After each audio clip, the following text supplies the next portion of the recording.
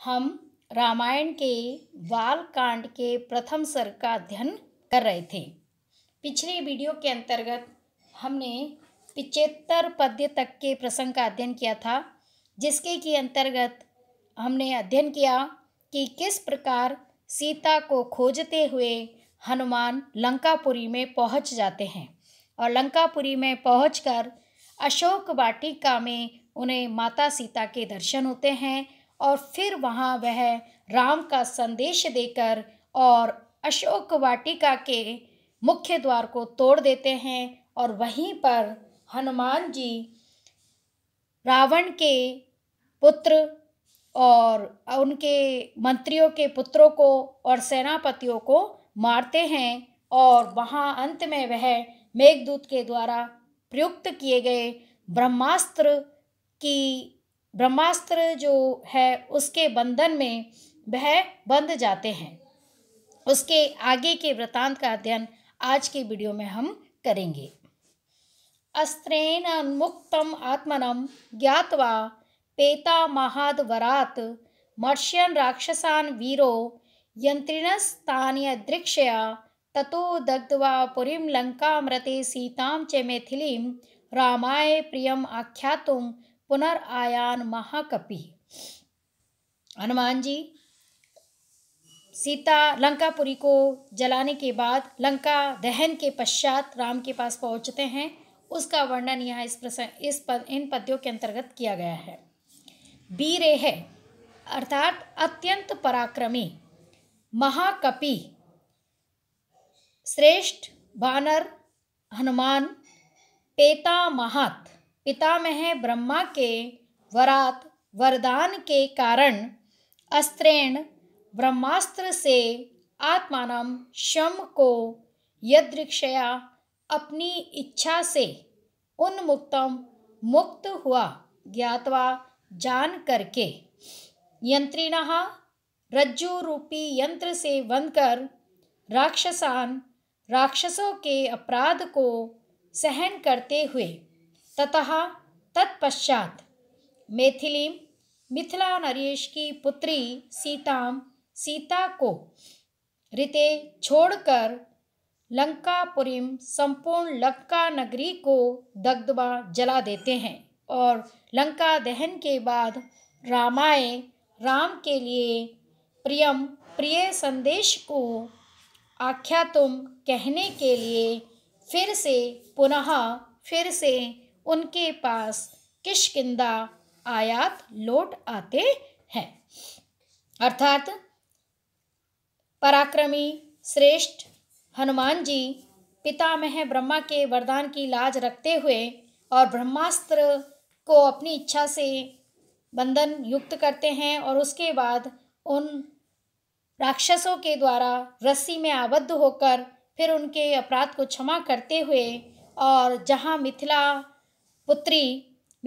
नरेश राजा जनक की पुत्री सीता अशोक वाटिका में स्थित थी, उस अशोक वाटिका को छोड़कर संपूर्ण लंकापुरी को जला डालते हैं और उसके बाद वह सीता के मिलने का सुखद समाचार देने के लिए राम के पास किष्किंधा लौट आते हैं। सो अभिगम्य महात्मानं कृत्वा रामं प्रदक्षिणं न्यवेद्यं या आत्मा दृष्टा सीता इति तत्वतः। अब यहाँ पर हनुमान द्वारा राम को सीता से मिलन से लेकर संबंधित जो अशोक वाटिका लंकापुरी में जो संपूर्ण घटना घटित हुई थी उसका संपूर्ण वृतांत वे उन्हें आकर के बतलाते हैं।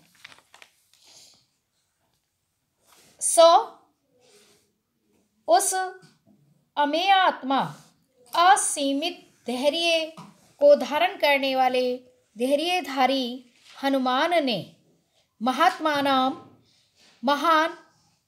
महाआत्मन महापुरुष महातेजस्वी राम को अभिगम्य राम के समीप आकर प्रदक्षिणम उनकी परिक्रमा करके तत्वतः वास्तविक रूप से सीता को दृष्टा मैंने देख लिया है, सीता के मैंने दर्शन किए हैं, इस प्रकार आकर के न्यावेद्यत निवेदन किया। अर्थात धैर्यशाली धैर्यवान हनुमान जी किष्किंधा में आए और आकर के उन्होंने महाआत्मा राम की पहले पूजा की, परिक्रमा की और उसके बाद उन्होंने उन्हें बताया कि मैंने माता सीता के साक्षात दर्शन कर लिए हैं। इस प्रकार उन्हें सांत्वना युक्त वचन कहे। ततः सुग्रीव सहितो गत्वा तीरम महोदधे समुद्रम क्षोभयामास शरीर आदित्य सन्निवहि। इसके बाद सुग्रीव सहित राम ने समुद्र को क्षुब्ध किया, समुद्र के किनारे पहुँचे। इसका वर्णन यहाँ पर किया गया है। ततः तदंतर अर्थात हनुमान से लंकापुरी के संपूर्ण वृतांत को सुनने के बाद सुग्रीव सहित राम महोदधे तीरम महासमुद्र के किनारे पर गत्वा पहुंचकर आदित्य सन्निवहि सूर्य के समान प्रकाशमान शरई बाणों से समुद्र क्षोभयामास समुद्र को क्षुब्ध किया। अर्थात राम सुग्रीव की सेना सहित विशाल समुद्र के किनारे पर पहुँचे और वहाँ पहुंचकर उन्होंने पहले समुद्र से प्रार्थना की। फिर उसके बाद समुद्र के न मानने पर उन्होंने अपने बाणों से उसे क्षुब्ध किया। दर्श्यामाश्चात्मनं समुद्रः सरितां पति समुद्रवचनात् चैव नलं सेतुम् अकार्यत। प्रस्तुत पद्य के अंतर्गत समुद्र देव के निर्देशानुसार बानर सेना में नल नामक जो बानर है उसके द्वारा समुद्र पार करने के लिए एक सेतु का निर्माण किया जाता है, उसी का यहाँ वर्णन किया गया है। तो सरिताम पति अर्थात नदियों के स्वामी समुद्र ने आत्मानम दर्श्यमास शम को दर्शन दिए। अर्थात समुद्र ने प्रकट होकर राम से कहा, समुद्र के वचनानुसार ही नल ने सेतुम अकार्येत समुद्र पार करने के लिए उसमें पुल को बनाया। अर्थात जब राम समुद्र को क्षुब्ध करने के लिए अपने बाण को उठा लेते हैं तो राम के क्रोध को शांत करने के लिए समुद्र दर्शन देते हैं और कहते हैं कि आपकी सेना में नल नामक एक बानर है जिसके द्वारा इसमें पुल बनाया जा सकता है। और उनके निर्देशानुसार फिर नल समुद्र पार करने के लिए समुद्र में पुल लंकापुरी जाने के लिए समुद्र में पुल बनाने का कार्य करते हैं। तेन गत्वा पुरीं लंकाम हत्वा रावणम आहवे रामः सीताम अनुप्राप्य पराम व्रीडाम उपागमत। अब यहाँ पर राम लंकापुरी पहुँचते हैं और लंकापुरी पहुँचकर रावण का वध करते हैं, सीता को प्राप्त करते हैं। किंतु वह सीता को कैसे स्वीकार करें, इससे वह कुछ लज्जित होते हैं, इसी का यहाँ वर्णन किया गया है। तो राम तेन लंकाम पुरी नल के द्वारा निर्मित उस सेतु से लंकापुरी में गत्वा पहुंचकर आहवे समरभूमि में युद्ध प्रांगण में रावणम हत्वा रावण का संहार करके रावण का वध करके पराम श्रेष्ठ लक्ष्मी के समान श्रेष्ठ सीताम देवी सीता को अनुप्राप्य प्राप्त करके व्रीडाम उपागमत लज्जा को प्राप्त करते हैं। अर्थात वह ये सोच में पड़ जाते हैं कि देवी सीता दूसरे परपुरुष के घर में रही हैं, तो ऐसे में ये संसार क्या कहेगा, कैसे वह अपनी पत्नी को स्वीकार करें। इस प्रकार वह लज्जा का अनुभव करते हैं। ताम उवाच ततो रामः परुषम जन संसदि अमृष्यमाना सा सीता विदेश ज्वलनम सती। यहाँ राम द्वारा लोक निंदा के कारण सीता को जब कटु वचन कहे जाते हैं तो स्वाभिमानी सीता अपने आप को अग्नि में प्रविष्ट करती है। इसी का वर्णन यहाँ पर किया गया है।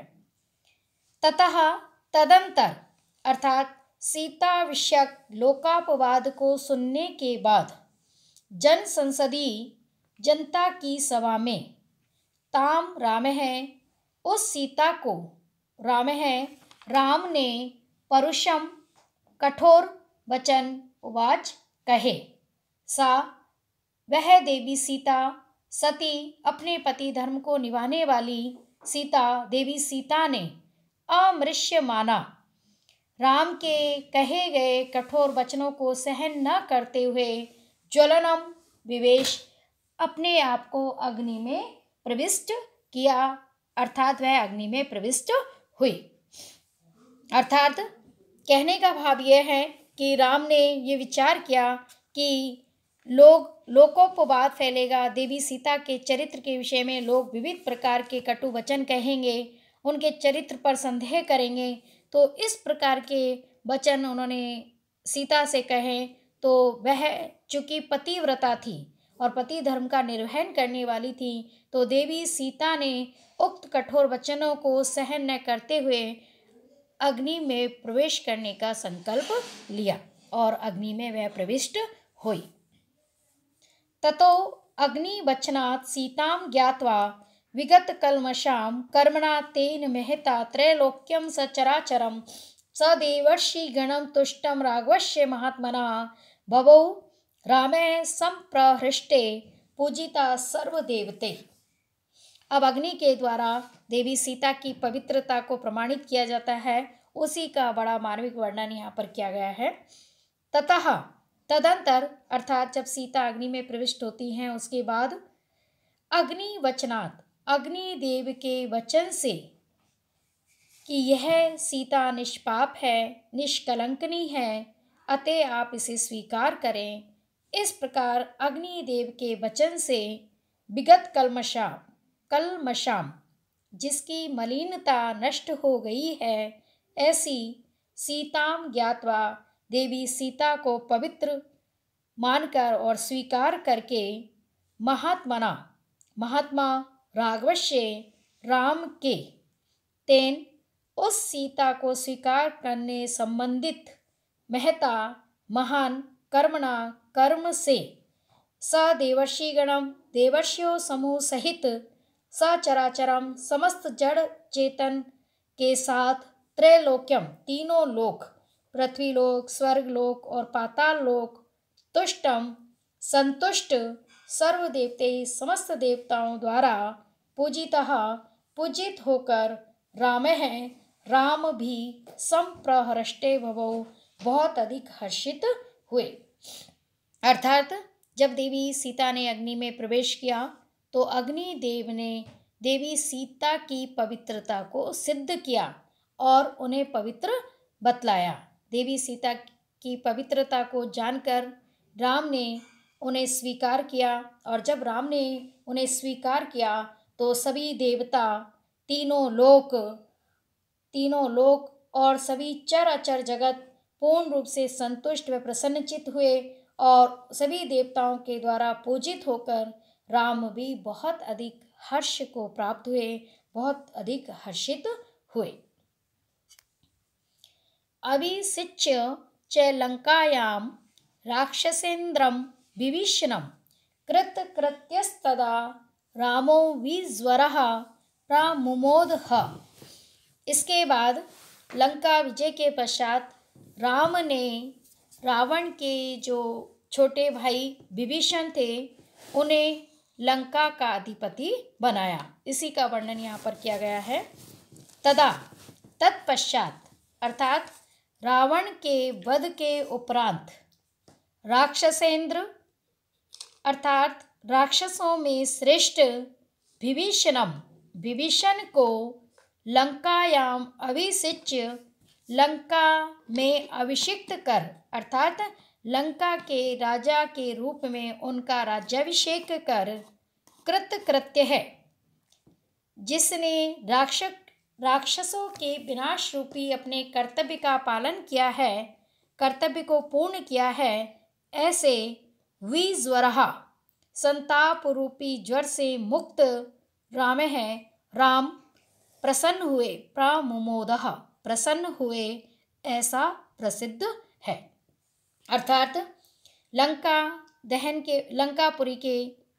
लंकापुरी में राक्षस राज रावण के वध के उपरांत राम ने उनके अनुज, जो कि राक्षसों में श्रेष्ठ थे, विभीषण, उनको लंका का अधिपति बनाया और उस प्रकार अपने राक्षसों के विनाश रूपी कार्य को संपादित कर देने वाले राम फिर प्रसन्नता को प्राप्त हुए। ऐसा लोक विख्यात है, ऐसा प्रसिद्ध है। आज का वीडियो हम यहीं पर समाप्त करते हैं। आगे के प्रसंग का अध्ययन अगले वीडियो में करेंगे। तब तक के लिए धन्यवाद। Thank you.